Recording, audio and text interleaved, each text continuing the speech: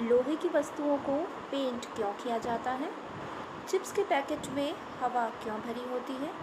तांबे के बर्तन पर हरी परत कैसे जम जाती है? चांदी के गहने रखे रखे काले क्यों पड़ जाते हैं? ऐसे ही कुछ इंटरेस्टिंग सवालों के जवाब मिलेंगे हमें आज के इस टॉपिक में। हाय एवरीवन, स्वागत है आप सभी का आपके अपने चैनल टुगेदर वी विल में। हम पढ़ रहे हैं कक्षा 10 की विज्ञान की पुस्तक। आज हम पढ़ेंगे चैप्टर 1 का तीसरा भाग, दैनिक जीवन में ऑक्सीकरण अभिक्रियाओं के प्रभाव।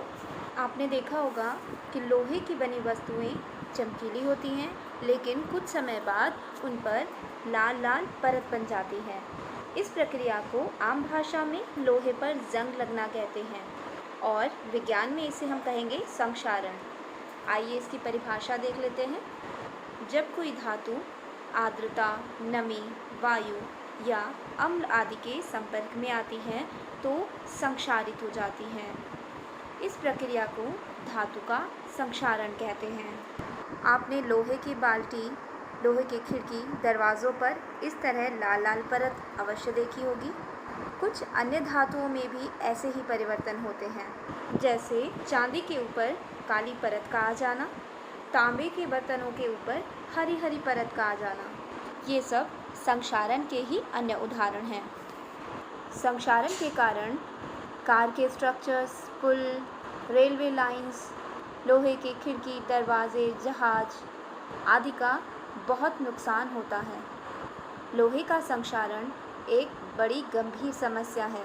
लोहे और अन्य धातुओं को संक्षारण से बचाने के लिए हमारा बहुत अधिक पैसा खर्च होता है।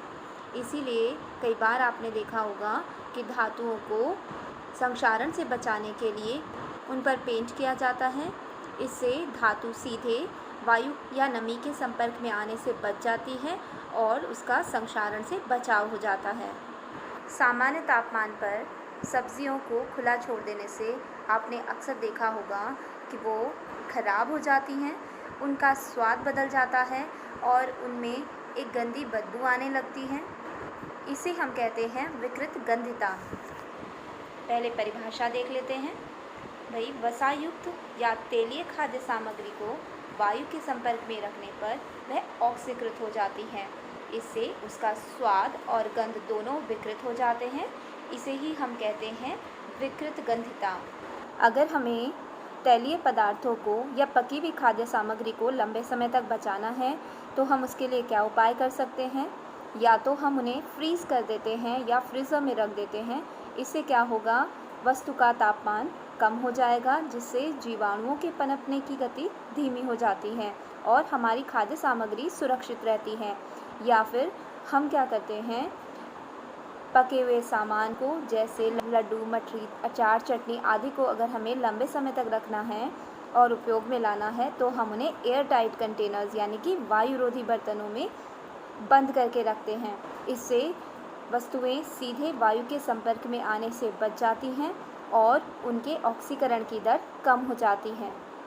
यही कारण है कि चिप्स बनाने वाली कंपनियां चिप्स को जब स्टोर करती हैं पैकेट्स में तो वहां से नमी को हटाकर उसमें एक कम सक्रिय गैस नाइट्रोजन को भर देती हैं। इससे चिप्स का ऑक्सीकरण नहीं हो पाता और वो सड़ने से बच जाते हैं।